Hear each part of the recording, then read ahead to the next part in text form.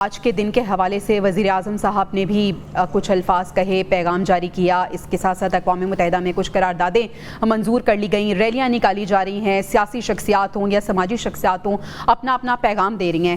لیکن سر، سب سے پہلے میں آپ سے یہ پوچھنا چاہوں گی کہ بھارت نے جو اقدامات اٹھائے اس نے اپنی قومی خود مختاری اور سلامتی کا معاملہ قرار دے کر دنیا کی آنکھوں میں دھول جھونکنے کی کوشش کی۔ لیکن اگر ہم بات کریں اقوام متحدہ کی تو اس کی خلاف ورزی ہو رہی ہے، جنیوا کنونشن کی خلاف ورزی ہو رہی ہے، شملہ معاہدے کی خلاف ورزی ہو رہی ہے، لیکن بھارت کے خلاف کوئی ایکشن کیوں نہیں لیا جاتا؟ اگر ہم ٹو بی اسپیسیفک اقوام متحدہ کی بات کریں، اس کی خلاف ورزی ہو رہی ہے تو کیا حیثیت رہی ہے پھر اقوام متحدہ کی یا اس طرح کی بڑی ایسی یونینز کی جو بنائی گئی ہیں عالمی قوانین کی پاسداری کے لیے؟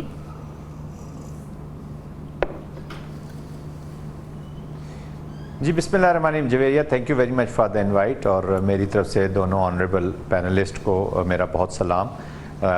دیکھیں، کوئی بھی جو کانفلکٹ مینجمنٹ کے ہمارے ادارے ہیں، جتنی بھی انٹرنیشنل کمیونٹی ہے، ہم دیکھ رہے ہیں کہ وہ سارے اس وقت انڈر پریشر ہیں جی، اور وہ کہتے ہیں نا might is right, global north اور گلوبل ساؤتھ دونوں میں بڑا فرق ہے، اور پرابیبلی ابھی بہت سارے فیصلے جو ہیں وہ جو بڑی طاقتیں ہیں وہ اپنے زور بازو سے using the military as the instrument, lead instrument of their policy, اس کو استعمال کر کے حاصل کر رہی ہیں۔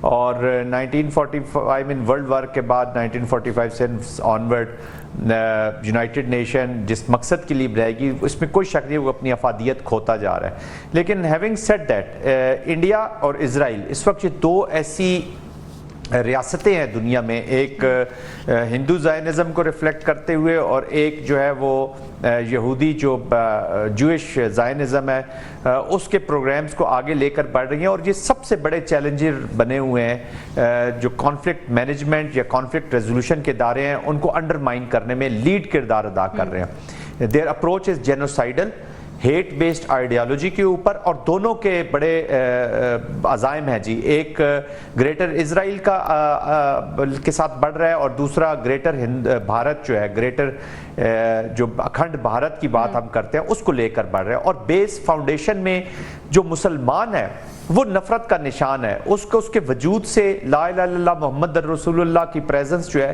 وہ دونوں طرف ان کو برداشت نہیں ہو رہی، اور ان کا پھر کولیبریشن کوآپریشن بھی ہے۔ انفارچونیٹلی جو بڑی طاقتیں ہیں وہ کہیں نہ کہیں ان کو ٹیسٹ اپروول دے ہی دیتی ہیں۔ بٹ ہیونگ سیڈ دیٹ، دیکھیں جب تک پاکستان اپنے اندر ہم کسی پہ ڈیپینڈنٹ ہو گیا، آف کورس انڈیا اس کی دھجیاں بکھیر ہے، ڈپلومیسی جو ریئل پالیٹکس ہے جو اس کو ابھی ریئلٹی میں ہمیں فیس کرنا ہوگا۔ یہ تو تقریریں ہیں، باتیں ہیں کہ ہم کہیں گے جی یہ وہ اقوام متحدہ کی قراردادوں کے خلاف ورزی کر رہا ہے، جو بھی بڑا سٹرکچرڈ، آرگنائزڈ اور ویل کرافٹڈ طریقے سے بھارت آگے بڑھا ہے جی۔ خود ہی پہلے مدعا لے کے گئے، یہ پرابلم لے کے گئے کشمیر کا سیکیورٹی کونسل کے بیچ میں، جب ادھر سے قراردادیں اس کو سلولی اینڈ گریجولی مینیج کرتے رہے۔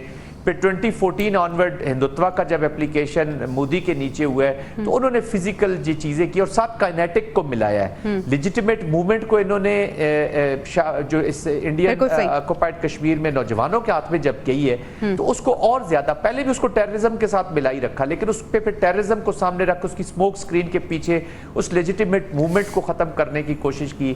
370 لیکن ابھی تک یہ کوشش جو ہے اس میں بھارت کامیاب نہیں ہوا۔ عبداللہ صاحب کو بھی شامل گفتگو کر لیتے ہیں۔ عبداللہ گل صاحب، انڈیا نے آرٹیکل 370 اور 35A کو ختم کر کے، آپ کو لگتا ہے کہ جو مقصد وہ حاصل کرنا چاہتا تھا وہ مقصد اس نے حاصل کر لیے؟ اور اگر ہم دیکھیں تو انڈائریکٹلی پاکستان کو بھی کوئی میسج دیا ہے انڈیا نے؟ بسم اللہ الرحمن الرحیم۔ دیکھیں، انڈیا نے کو میسج دیا ہے، صرف پاکستان کو نہیں دیا۔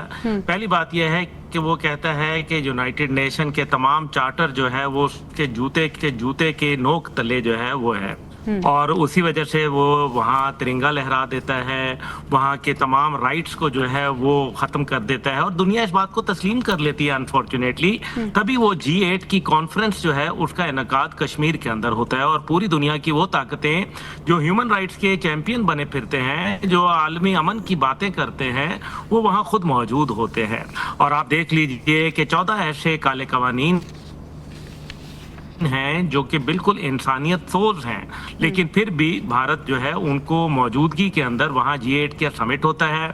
अभी पाक भारत की जंग को ही देख लें तो उसके बाद कश्मीर का मसला जो बात की गई और पानी का मसला, क्या इंटरनेशनल वर्ल्ड की जानिब से, इंटरनेशनल कम्युनिटी की जानिब से कोई इसके ऊपर कोई बातचीत हुई, कोई भारत को वार्निंग जारी हुई, कोई उनके लोगों को दफ्तर खारजा बुला के अपने अपने ममालिक किसी ने एहतजाज रिकॉर्ड कराया, कोई वर्ल्ड बैंक ने पानी के ऊपर इंडस वाटर ट्रीटी की वायलेशन के ऊपर कोई उनको नोटिस सर्व किया?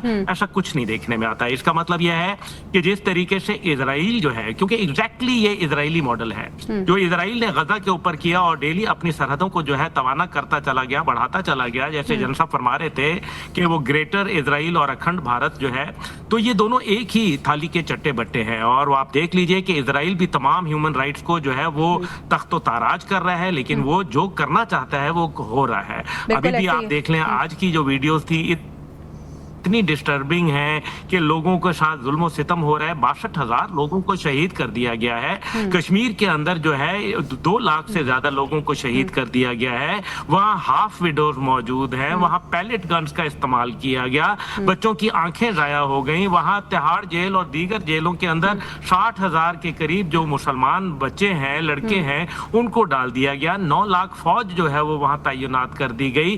तमाम ह्यूमन राइट्स को जो है खत्म कर दिया गया। बात करें अब्दुल्ला साहब, यही सवाल मैं एनएस की वागा साहब की तरफ लेके जाना चाहूंगी। वागा साहब, ह्यूमन राइट्स की हम बात करते हैं और भारत की अगर हम बर्बरियत की बात करें तो कश्मीरी अवाम का ना सिर्फ सियासी इस्तेहसाल हो रहा है बल्कि हम देख रहे हैं कि ब्लैकआउट कर दिया जाता है, उनकी ज़बान बंदी कर दी जाती है, आज़ादी इजहार राय मुकम्मल तौर पर ख़त्म कर दिया जाता है। ये अवाम के बुनियादी हुकूक के खिलाफ वर्जी है, लेकिन भारत के खिलाफ कोई एक्शन क्यों नहीं लिया जाता? हमें सबसे पहले इस चीज़ पे गौर करना चाहिए कि दुनिया की जितनी बड़ी बड़ी ऑर्गेनाइजेशंस हैं वहाँ पे गैर मुसलमों का कब्ज़ा है। इसमें मैं ये समझता हूँ हमारा मुसलमानों की अपनी ना इत्तफाकी, ना अहली की वजह से ये सारा कुछ हो रहा है। देखिए, जहाँ भी कोई किसी भी फोरम पे कश्मीर की बात जाती है, फ़लस्तीन की बात जाती है, वहाँ बड़े बड़े ममालिक वीटो कर देते हैं।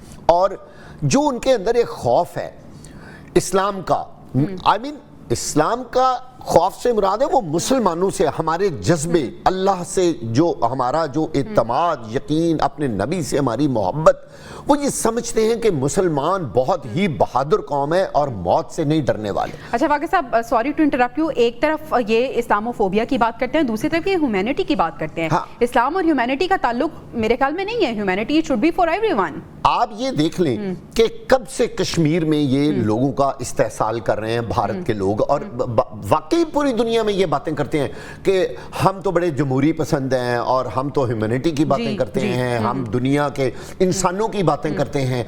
लेकिन आज तक उन्होंने जिस बर्बरियत, जिस जुल्म का मुजाहरा यहाँ पे किया है, और पाकिस्तान का और पूरी दुनिया में जो मुसलमान हैं उनका एक ही मुतालबा है ना कि कश्मीरी लोगों को उनकी अपनी मर्जी से हक के राय दही जो है वो फराहम कर दी जाए और वो अपना फैसला खुद कर लें। बस भारत को ये इल्म है कि यहाँ पे वो बुरी तरह हार जाएगा, जिसकी वजह से उसने ज़बरदस्ती तकरीबन 1,50,000 फौज है, और अगर ओवरऑल देखें तो जो सिक्योरिटी के लोग हैं वो तकरीबन 7 लाख लोग जो हैं वो भारत ने डिप्यूट किए हुए हैं भारत में लोगों पे जुल्म, जबर और बर्बरियत करने के लिए। और आए रोज आप देख लें कैसी कैसी वीडियो, क्या सारी दुनिया नहीं देख रही? लोग क्या अंधे हैं? क्या उनको पता नहीं है कि भारत जो है वो कश्मीर में क्या कर रहा है? जम्मू और कश्मीर के लोगों का कसूर क्या है? उन्होंने किया क्या है? क्या वो जबरदस्ती इनके हाथ पे बैद कर लें? बस भारत की एक ख्वाहिश है कि वो अपना सरे तस्लीम खम हमारे सामने कर लें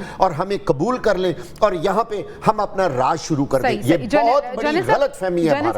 भारत का जो मकरूह चेहरा है वो दुनिया के सामने आया होता जा रहा है और हर गुजरते वक्त के साथ हम देख रहे हैं कि दुनिया भारत को देख रही है।